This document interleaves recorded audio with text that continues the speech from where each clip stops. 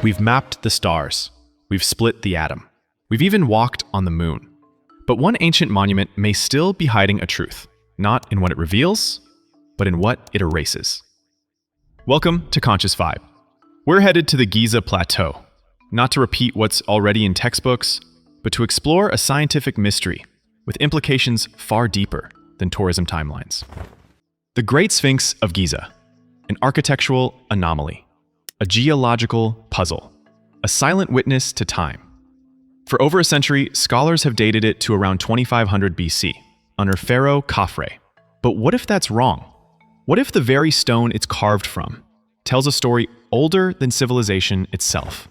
A story not of pharaohs, but of floods, of ancient climate, of knowledge lost, and time misunderstood. Today, we unpack the geological evidence, challenging what we think we know about the age of the Sphinx. Let's examine the data and see what the rock layers reveal. How do you date a monument with no inscriptions, no written records, and no carbon-based material? That's the challenge archaeologists face with the Sphinx. Unlike the pyramids, assembled block by block, the Sphinx was carved directly from limestone bedrock. That means no carbon dating, no inscriptions, no definitive signature. So what do Egyptologists rely on? Two things: stylistic similarity and geographic proximity. The dominant theory links the Sphinx to Khafre because 1. Some facial features are said to resemble his statues. 2. His valley temple sits adjacent to the Sphinx, and a statue of him was found nearby. But here's the critical point. There's no inscription linking Khafre to the Sphinx. No hieroglyphs, no cartouche, no explicit attribution. And in archaeology, the absence of evidence isn't always silence. Sometimes it's a clue. So if not Khafre, then who? And more importantly, when? That's where geology enters the scene. In the 1990s, geologist Dr. Robert Schoch applied a new lens to the Sphinx. He wasn't focused on dynasties or mythology, he focused on erosion. And what he found was this.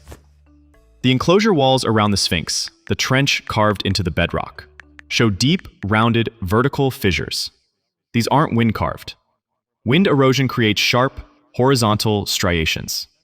These grooves are smooth, vertical, and rounded, classic indicators of long-term water runoff caused by rainfall. Rain. In Egypt? Not today. But during the African Humid Period, 7,000 to 10,000 years ago, the Sahara was a green savanna. Which raises a massive question. If the Sphinx enclosure shows signs of rainfall erosion, and that level of rain hasn't occurred since at least 7,000 BC, then the Sphinx predates dynastic Egypt. It may be older than 9,000 years. And here's something even more curious. The massive limestone blocks used to build the nearby valley temple were quarried from that same enclosure. Yet those blocks show far less erosion. Same rock, same source, different weathering pattern, which suggests the Sphinx stood exposed to rain for centuries before those blocks were cut and used in construction. As Schoch put it, quote, "The vertical fissures in the Sphinx enclosure are diagnostic of precipitation-induced erosion." If that's true, the Sphinx wasn't carved in Khafre's era. It was inherited. The implications are enormous. If the Sphinx predates known Egyptian civilization, it's not an outlier. It's part of a pattern. Consider Göbekli Tepe in Turkey, built around 9,600 BC, over 11,000 years ago. Massive stone pillars, astronomical alignments, sophisticated planning, long before the invention of the wheel. If Göbekli Tepe existed, why not the Sphinx? Maybe the real story of humanity's origin isn't a straight line from primitive to advanced, but a cycle. Advanced cultures rising, falling, and being forgotten until the earth and rain wash over their memory. So why does this matter now?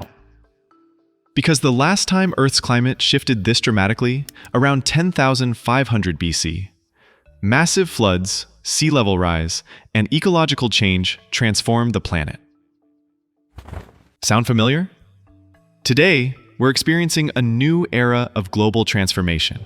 Climate uncertainty, rapid technological acceleration, and cultural fragmentation. The Sphinx may not just be a mystery. It might be a mirror. A warning, not carved in text, but in stone.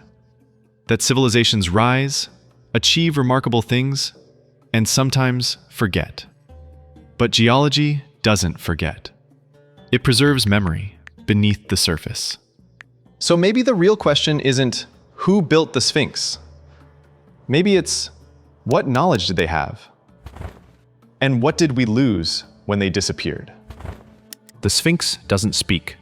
It doesn't explain. It simply endures. Its silence is not spiritual, it's geological. And its erosion may be the most important clue we've overlooked.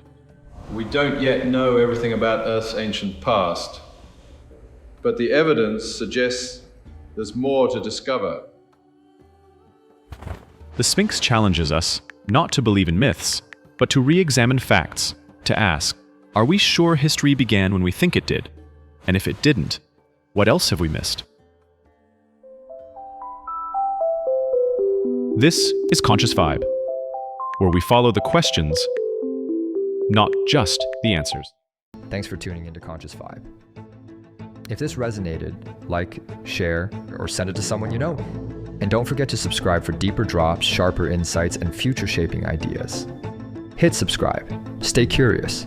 The future belongs to the conscious. See you in the next one.